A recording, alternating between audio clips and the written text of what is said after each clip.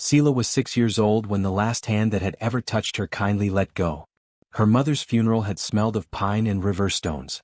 Her father had died 2 years earlier, his body lost in the deep forest after a hunt turned quiet and still. Seela had no siblings, no cousins nearby, and no say in what happened next. By the end of that cold week she was loaded into a cart, her mother's locket tucked in her pocket, her eyes too wide to blink. The driver didn't speak much. He only glanced back at her now and then, the way someone might glance at a basket they've been told not to open. They arrived at a grand house at the edge of the village, a mansion of stone and long windows, with a roof as dark as crow's feathers and steps so wide they made children feel like ants. Her mother had mentioned it once in passing, "Your uncle married into money, but don't be fooled by silver gates. A man can polish cruelty until it shines." Seela never forgot that line. Not even later when she had no more words to hold on to. Her uncle's wife, Miss Hadra, opened the door with a look that didn't quite reach her eyes.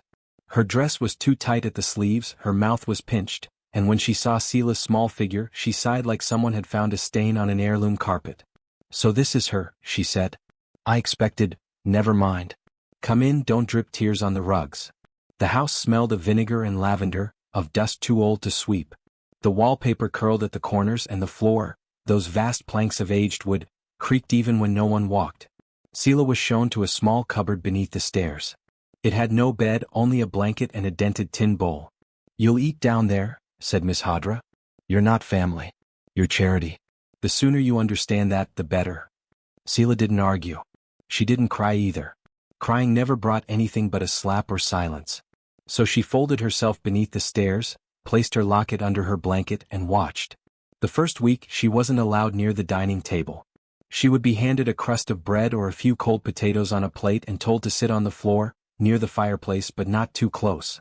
If she dared to look up at the table or spoke during supper, Miss Hadra's wooden spoon would find her knuckles. The second week they stopped giving her a plate. They simply dropped bits of food on the floor beside the dog bowl and said, "There.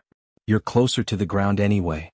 The dog, a shaggy creature named Fry, stared at her once, then quietly began bringing her scraps when no one looked. They didn't last long. Miss Hadra took to locking Fry in the pantry when she fed Seela. Still, Seela didn't beg. She didn't plead. She listened. The house groaned often. Its long hallways breathed cold air even when the fires burned strong. Doors never shut quite right and the floor creaked in places no feet touched. Once, in the middle of the night, Seela woke to a sharp sound, like nails dragging along old wood, and the whisper of a chair scraping across the dining room above her. She pulled her blanket to her chin and pressed her cheek to the floor. Silence. But somehow not empty. She began to notice more things. Her uncle walked without rhythm, one foot always dragging slightly behind the other. Her cousins, twin girls with glossy braids, whispered cruel things just before they smiled. The maid who brought in the laundry had burned scars on her palms and never met Seela's eyes. Every morning, Seela listened as the kitchen clock struck 7, then the footsteps started. First the maid, then the cook, then Miss Hadra's sharp heels. The floor knew everything first. She began to talk to it when no one could hear. Not loud, not foolishly. Just a murmur beneath her breath, hidden beneath coughs or whispers. Little things. "It's cold today," she would say. Or, "They left me nothing again." Or simply, "I wish I was with Mama." And sometimes the floor creaked gently back. At first she thought it was her imagination. She was a child. Children want to believe things speak back. But once, when she whispered, "I'm hungry," and tucked her arms tightly against her belly, a single dried apricot fell through the space where 2 floorboards had always been sealed shut. She had stared at it for nearly an hour before daring to eat it. The next day there was nothing. But the day after that, half a boiled egg. Always in the same spot. Just enough to keep her whole. She started placing crumbs under the boards in thanks. A bit of bread she hadn't eaten, a raisin, a few sips of tea when she could steal it. And always, the food disappeared overnight. One morning, she caught Miss Hadra's reflection in the long mirror of the hallway. The woman stared at her own face for so long, Seela thought she had turned to stone. Her lips moved but no sound came out. And when she finally blinked, the mirror fogged from the inside. That night, the floor beneath Seela's blanket was warm. The next week, a guest came to the house. A tall man with a scar on his cheek and eyes like rain-slick stone. He spoke to Miss Hadra in hushed tones. They laughed once, sharply. Seela listened from her cupboard. She didn't like the sound of his voice. That night, no food came through the boards. But the next morning her tin bowl was full. Not scraps. Warm porridge with honey. No one had brought it. No one claimed it. She whispered thank you, and the floor creaked once. Long slow. Like something shifting. Spring came and the twins began leaving early in the day carrying books and ribbons. Miss Hadra grew restless. Her uncle drank more. The maid began locking her door. But Seela watched. She learned the cracks in the walls. The rhythm of silence between lies. The way the floor moaned when someone was about to fall. She ate what the house gave her. She offered what she could. And she waited. Because the house was old. Older than her uncle. Older than Miss Hadra.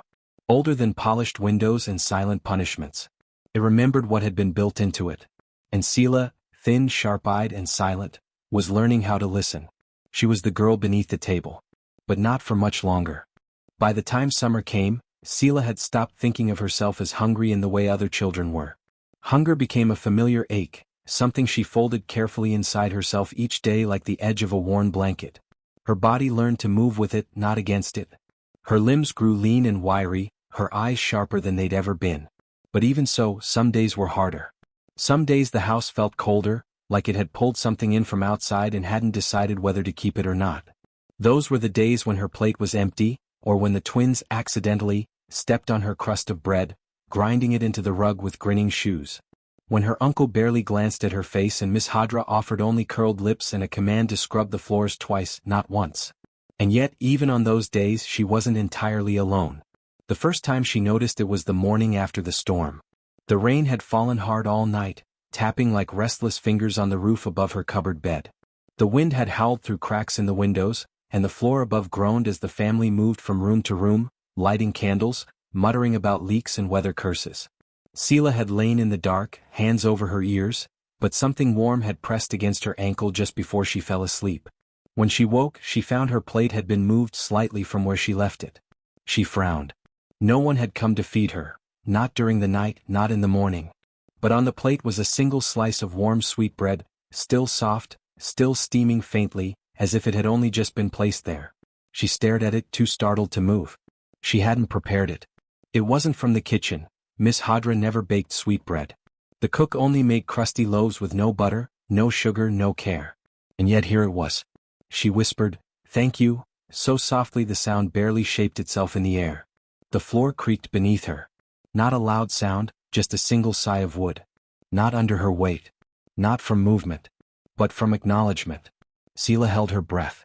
She bent low, nose nearly touching the plate, and whispered again. "Thank you." Another creak. This one slower. The kind of sound a person might make when turning in bed after a long sleep. She didn't eat the sweetbread right away. She stared at it a long time. Touched it. Smelled it.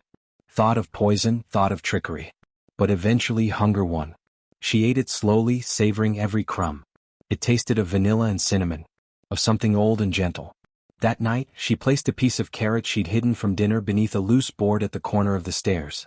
It wasn't a wide gap, just enough to slip something through if you pressed. In the morning it was gone. She tested again. Half a boiled potato. Then a curl of onion. Then a dried date she'd taken from the pantry. All gone. Always gone. Each time, the board would be cool to the touch in the morning, as if someone had breathed through it during the night. And some mornings in its place she would find a sliver of cheese, or a small slice of apple, or a crust smeared with jam. Never too much. Never anything dramatic. Just enough. And always placed just so, as if arranged by hands that knew her patterns, her timing, her secret gratitude. Seela began to time her whispers. She'd kneel before the floor at night, press her lips close to the seam and speak softly. "I'm not greedy," she would say. "Just a little is enough." Or, "I hope you're not hungry too." Or sometimes nothing more than, "I see you." She never got answers, not in words. But the wood always responded. A crack. A sigh. A rustle behind the boards. Once, she pressed her hand flat against the floor after whispering, and felt something warm move beneath her palm. Not a mouse. Not air. Something attentive. She didn't speak of it. Who would she tell? The twins would only laugh. The cook would mutter something about strange children. Miss Hadra would likely slap her for being dramatic. So she kept her new routine quiet. Each night she left something small. Each morning she received something else in return. One afternoon, after scrubbing the floor of the parlor until her fingers blistered, she collapsed on the rug, arms trembling. The room was silent. No footsteps, no distant laughter from the twins. She lay still, her cheek against the floor. And then, a soft brushing sound. She opened her eyes. A few crumbs, just a few, were moving toward her plate. Tiny movements like the floor itself was nudging them along. She blinked. Stare. Bit her lip. The crumbs stopped halfway, then vanished as if pulled into the crack between boards. She exhaled slowly. That night she didn't sleep. She sat with her back against the wall, blanket pulled around her, watching the seam in the floor by candlelight. For hours nothing. Then, just as she began to drift, something thudded gently against the underside of the board. She opened the board gently. Inside was a pale round biscuit. Still warm. Her heart stuttered. The next morning Miss Hadra tripped on the stairs. The day after, one of the twins spilled boiling water on her dress. The cook cut his finger deep and clean, slicing a pear. And Seela, who never raised her voice, who never fought back, ate her biscuit in silence and whispered, "I didn't ask for this." The floor didn't answer. But later that night, when she left a piece of apple as offering, it was returned with a single blackberry. And when she whispered, "You're listening, aren't you?" the floor pulsed once beneath her like a heartbeat. She began to wonder. Was it the house? Was it something beneath it? Was it the hunger of the earth, shaped and old, rising to meet her own? She didn't know. But it wasn't just her hunger anymore. And she wasn't afraid. The first time Seela noticed the footprints, she was reaching for her offering. It was early morning, and the light from the high kitchen window spilled in crooked, soft and gray. She had placed half a boiled egg near the usual gap in the floorboards beneath the stairs. It had been a quiet night. No creaks. No gifts. Just a pressing silence that hummed in her ears when she tried to sleep. Now, as she reached for the space where the egg had been, she paused. Not because the food was gone, she expected that, but because of the thin line of disturbed dust beside it. There were no drafts in the house. Not down here, not where the floor was solid and packed tight from years of heavy boots and angry footsteps. Yet the dust had shifted. Seela crouched lower. Her fingers hovered above the floor, not touching. And then she saw them, prints. Footprints. Tiny, narrow, and oddly shaped. Not bare human feet. Not animal paws. They were small, yes, no longer than her own palm, but they had long, curled toes. Almost like claws. Almost like something pretending to walk like her, but not quite managing it. For prints, then a smudge, then more. Like something had hesitated, then continued. They led away from the offering space, curved along the baseboard of the wall, and disappeared near the back of the kitchen pantry. Seela's breath held itself. She glanced around. No one else was awake yet. She could hear only the faint ticking of the clock in the parlor. No footsteps. No clanging pots. The morning had not fully begun. So she followed. Barefoot, silent, like she was part of the dust herself. The prints grew fainter near the pantry door, and Seela hesitated. She had only ever been in the pantry to sweep or collect scraps. The cook kept it locked most days. But today it had been left open a crack. She slipped inside. The smell was thick, dried herbs, vinegar, old grain. Wooden shelves towered above her, packed with jars and sacks. But the footprints didn't go to the shelves. They veered sharply right, toward the corner where the floor dipped slightly. There, just behind a barrel of salted meat, was a plank. It looked like the others, but Seela had learned to spot the subtle wrongness in things. The way the grain of this board curled unnaturally. The way the dust avoided its edges. The way it seemed to breathe when she knelt beside it. She pressed her fingers to the board. Moved. Not much, but enough. With both hands she pulled. The board gave with a soft groan, and a sliver of air rose up from the space below, cool, damp, and tinged with something older than rot. Not foul. Just forgotten. Seela peered down. A crawl space. Narrow. Wood-lined. No more than a few feet deep. But long. Running under the kitchen and maybe farther. She dropped to her belly and slid inside. The floor scratched her elbows and the wood smelled of dust and oil. She moved forward, dragging herself slowly, heart hammering. It was dark, but light filtered through the gaps between planks above. Enough to see shapes. Old toys. A cracked doll head, its face worn smooth. A tiny carved horse, its legs chewed. Small bones, curled and pale like mouse skeletons, but longer. Too long. And symbols. Dozens of them. Carved into the beams. Scratched into the floor. Spirals. Circles with lines drawn through them. Shapes that didn't quite hold still when she stared too long. Seela blinked. The air was thicker here. Not suffocating. But full. Like the walls remembered too much and couldn't stop whispering about it. She crawled further. In the center of the crawlspace, beneath the oldest part of the kitchen, she found a hollow. A shallow circle dug carefully. At its center, a nest of cloth and dried grass. And something had slept there. Recently. The dust was pressed down. The edge of a paw print, not quite dog, not quite hand, was marked in the corner. Seela touched the edge of the nest. It was warm. She pulled back sharply. Behind her, a board creaked. Above, not below. She froze. Someone had stepped into the kitchen. But no voice called out. Seela waited, heart in her throat, until the sound passed. Then she turned her gaze back to the nest. Next to it was a small wooden disc, no bigger than her thumb, carved with the same spiral she'd seen before. She picked it up. The wood was smooth from touch. Felt kind. She tucked it into her dress and backed out of the crawlspace. By the time she replaced the plank and brushed away her own prints, the house was stirring. Voices above. Water boiling. The slam of a door. Seela slipped out of the pantry unseen. All day the spiral disc burned like a secret in her pocket. She kept touching it when no one looked. That night, she placed a slice of bread and a pinch of honey under the stairs. She whispered, "I saw where you sleep. I won't touch it again." The floor creaked once. And in the morning, instead of food, she found a toy. A tiny figure, made of bundled twine and thread, tied with a knot at the head. No face, no limbs. Just the shape of a child. She stared at it for a long time. Then placed it next to her locket under her blanket. The next day more footprints appeared. This time near her cupboard. Trailing in dust and ash, they circled her bed and stopped at the spot where her food offering would usually go. Seela smiled. She placed 2 pieces of fruit there that night. And for the first time she felt a warmth not just beneath the floor, but inside her chest. The house was not just shelter. It was story. It was memory. It was watching. The day of the feast arrived cloaked in gold. The windows sparkled. The floors gleamed.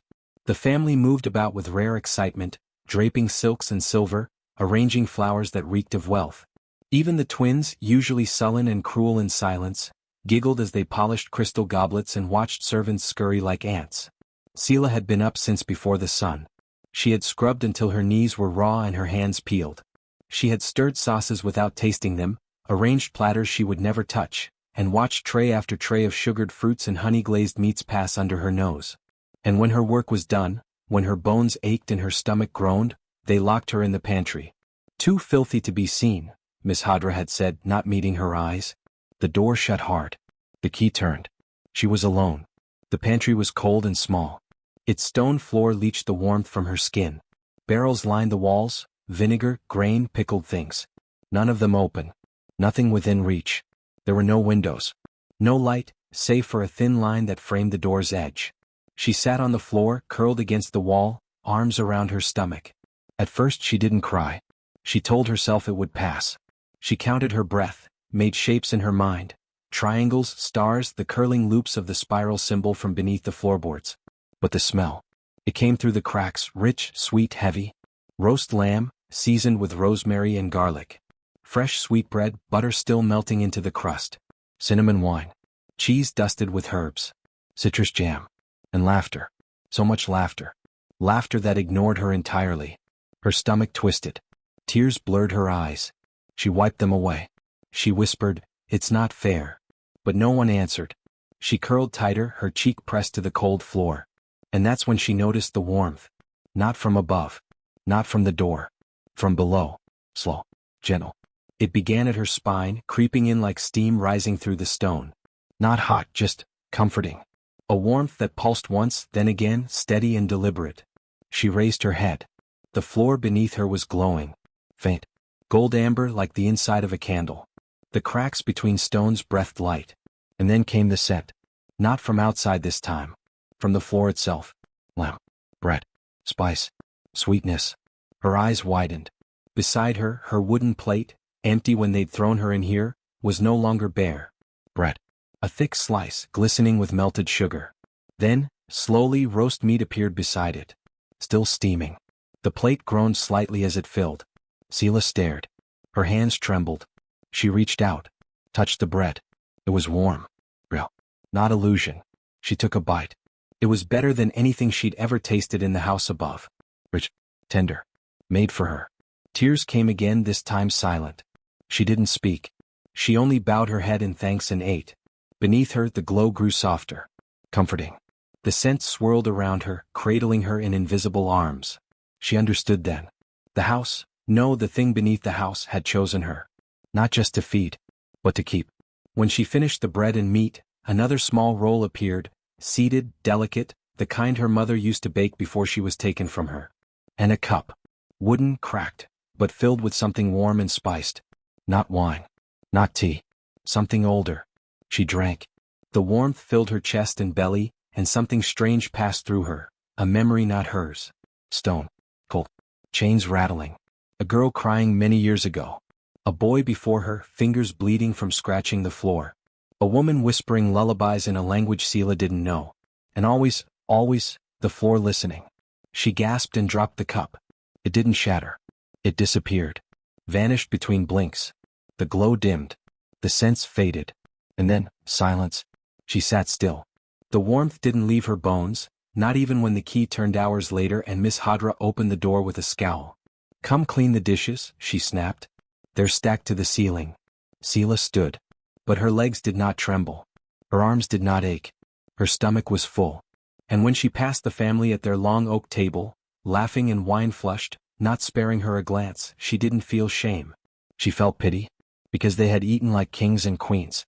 But she had been fed by something far older, far deeper. Something that remembered every child made to weep in silence. Every hand that reached for crumbs and was slapped away.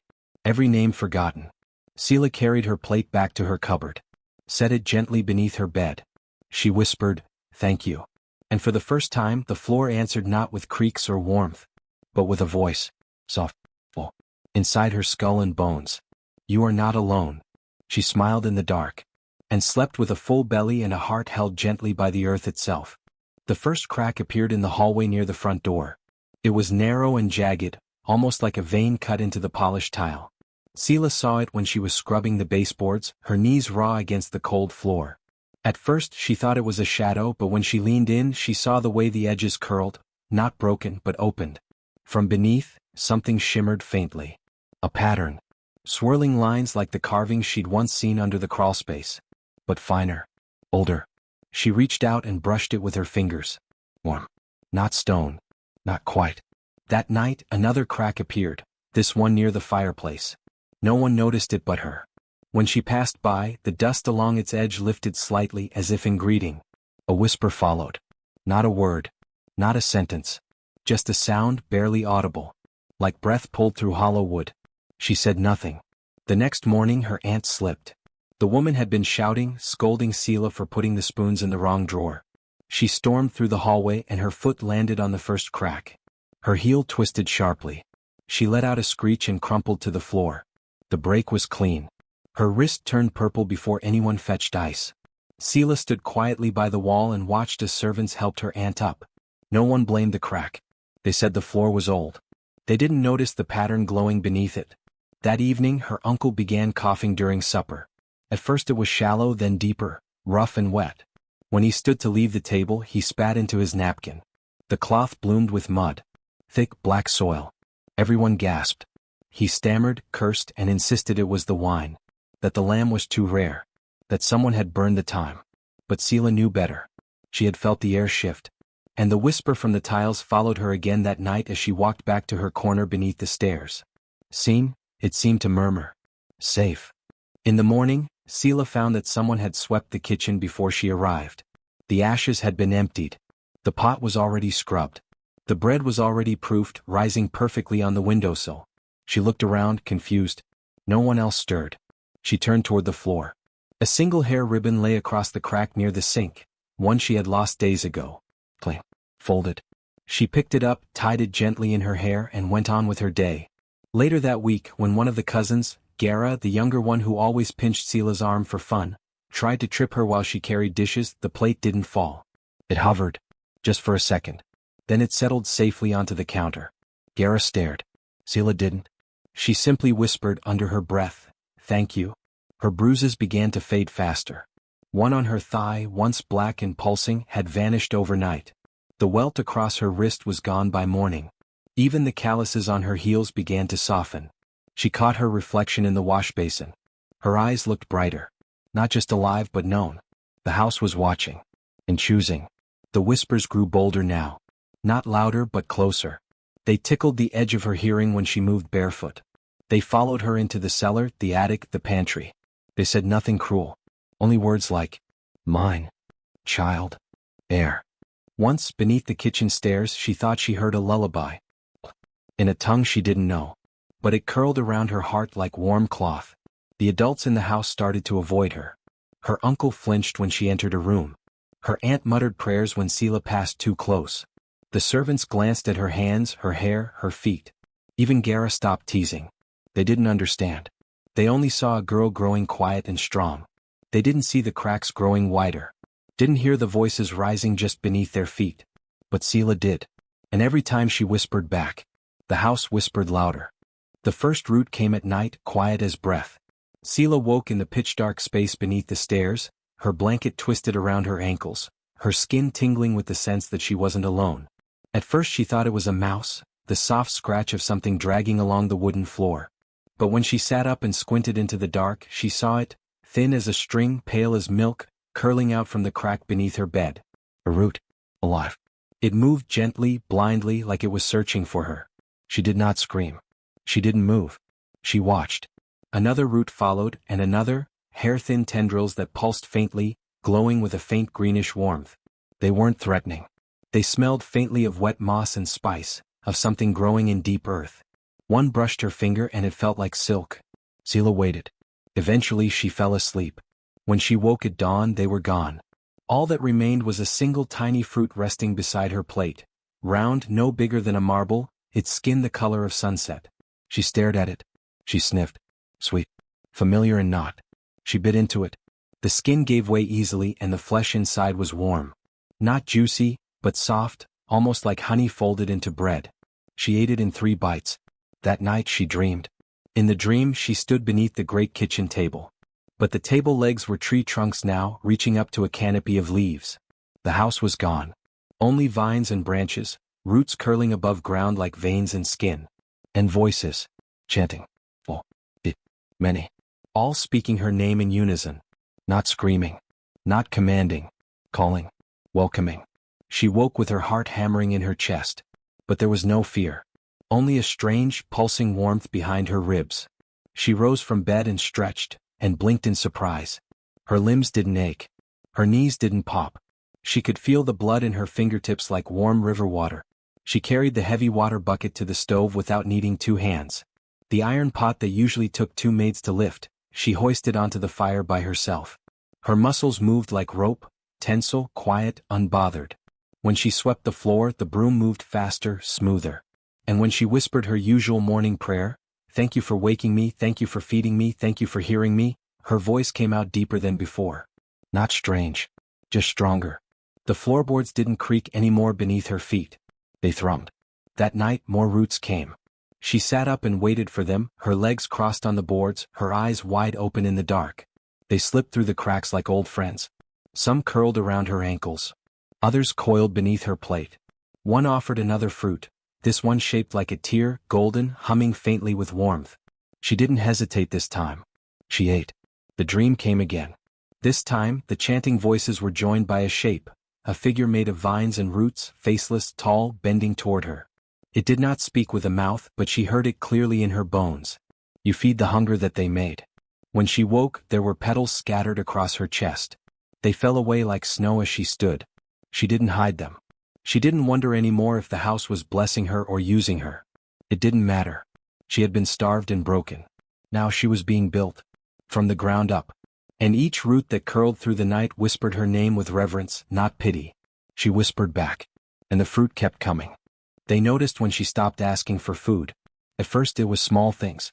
Seela no longer lingered near the kitchen door when the bread came out of the oven. She didn't hover when the stew pot was stirred.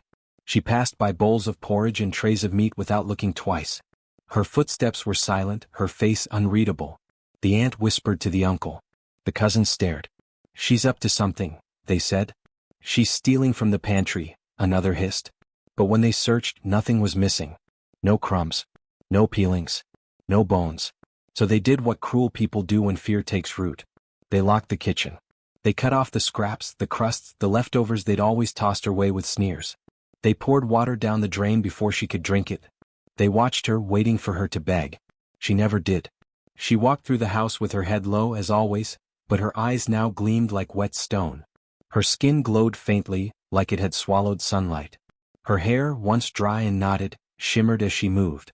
Her hands, once thin and cracked, were steady and strong. "She's hiding food," the aunt said, voice sharp with suspicion. "She's getting fat." But when they searched her bedding, there was nothing.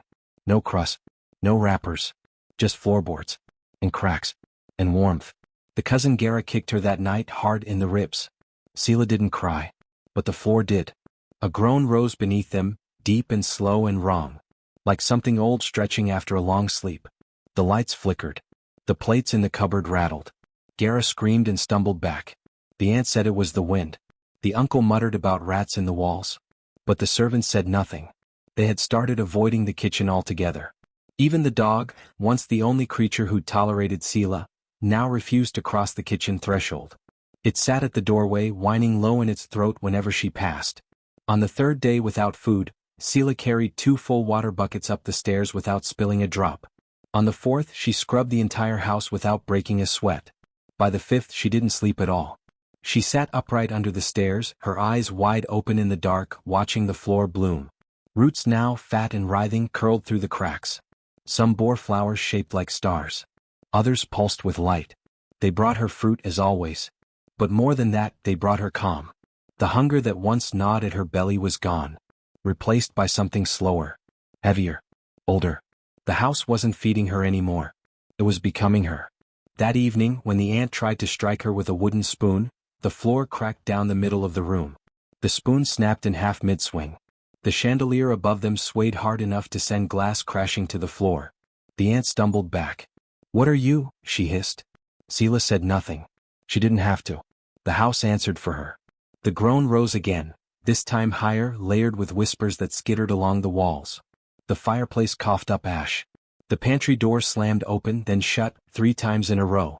The windows trembled in their frames. The family tried to flee the room. But the door stuck. The floor writhed. Aunt Seela just stood there, quiet, unmoved, her bare feet rooted to the wood as if the planks themselves had grown to fit her. They had taken her name, her dignity, her place at the table. They had tried to starve her into nothing. But the house remembered. The roots remembered. And Seela, who had once chewed dry crumbs in a corner, now walked with strength born from the hunger they gave her. The family did not speak of locking the kitchen again. Because now it wasn't theirs to lock. Ask ChatGPT. It was a feast meant to show her what she would never have.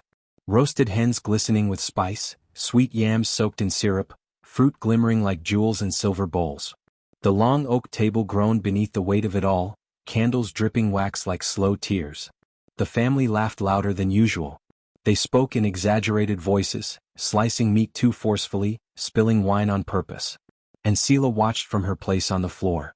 She was not allowed to eat, only to serve. She moved barefoot between their seats, her shoulders bowed, her face unreadable. When she placed a tray of bread on the table, no one thanked her. A cousin knocked the tray from her hands. The rolls bounced across the floor and he laughed when one rolled into her lap. Seela picked it up gently. She did not cry. She tucked the bread beneath her arm and went to the pantry. The floor creaked behind her. The air stilled. Something deep beneath the house shifted. By the time dessert was served, glazed pears and thick custards, the laughter had turned nervous. The fire burned too hot in the hearth. The candles flickered sideways as though gasping for breath. Then, just as the uncle lifted his glass for a toast, the table moved. It didn't shake. It heaved. In a single sharp motion, the entire oak table flipped upward like a tossed coin. Plates crashed to the floor. Silverware rang out like screams. Gravy and wine sprayed the walls, and one candle launched into the ceiling, where it left a stain of fire before sputtering out. No one understood what had happened. Not until they saw her. Beneath the tipped table, sitting calmly, her legs folded, a single roll of bread resting on her palm. Seela. Untouched. Unbothered. Chewing slowly. Watching. No one moved. Then the floorboards groaned. Not a creak. Not a bend. A groan. Long, wet. Hungry. The tiles beneath the table's former spot began to ripple. Roots pulsed through the gaps like veins. Cracks spread outward in a starburst shape, swallowing wine and cream in broken glass.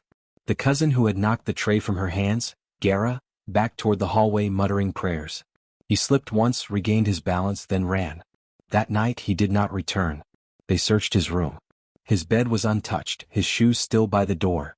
The family screamed, wept, searched the woods. But he was gone. Vanished. And when Sela returned to her corner beneath the stairs after the commotion, something was waiting for her. A bowl. Warm. Full. Stew. Thick, rich, steaming softly in the dark. Carrots, meat, herbs that smelled of old forests and firelight. Bread beside it. Still soft.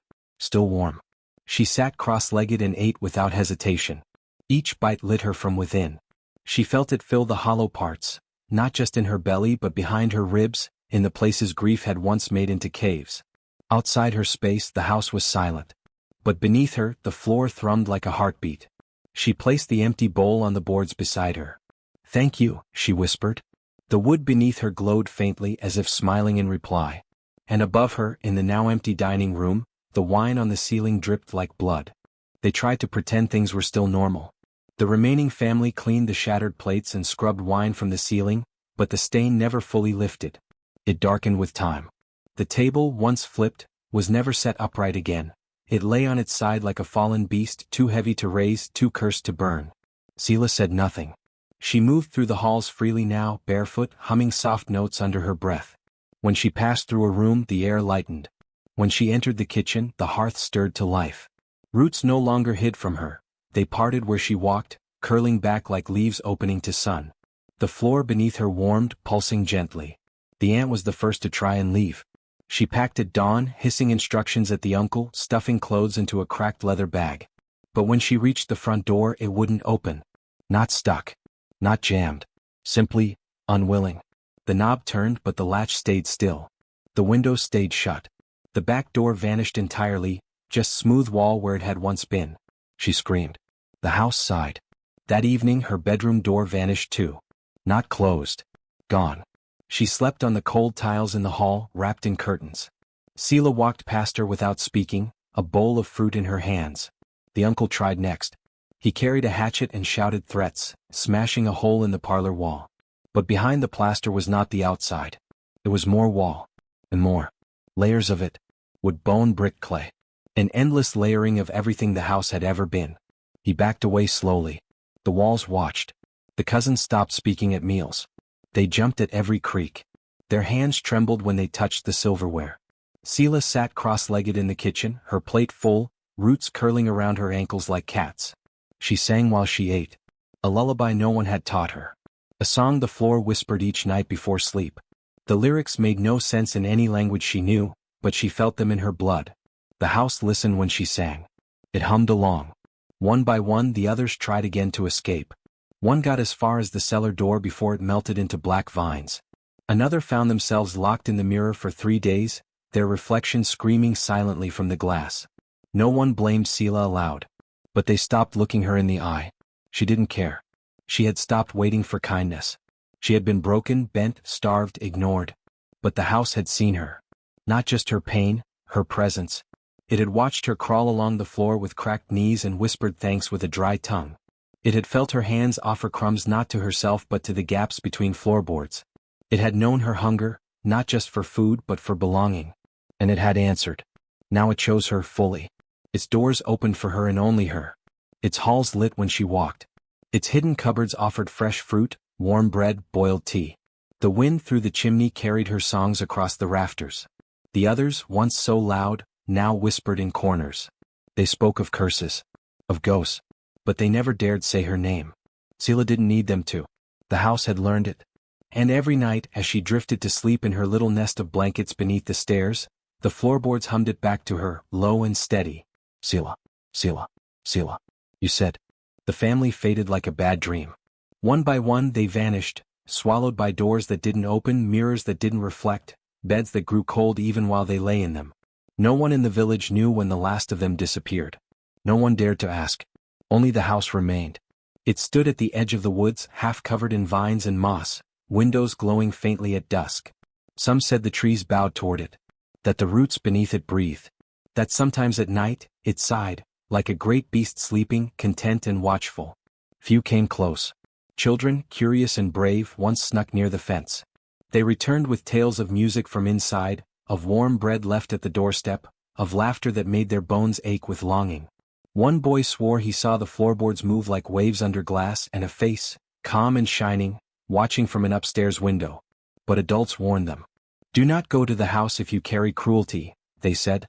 "It has no mercy for that." Inside Seela lived. No longer beneath stairs, no longer crawling between kicks and curses. She walked freely now, her feet bare, her hair loose, her voice easy with song. The roots beneath the floor lifted to greet her each morning, curled to cradle her as she slept. She never lit fires. The hearth knew when she was cold. She never fetched food. Plates appeared when her stomach stirred, bowls of honeyed porridge, roasted chestnuts, fresh blackberries still damp with dew. She ate slowly, always giving thanks, always leaving a bit for the floor. It fed her and she fed it in return. Time passed differently there. Seasons brushed by, light shifted, vines crept and curled, but inside, peace remained constant. The house needed nothing. It had everything it wanted.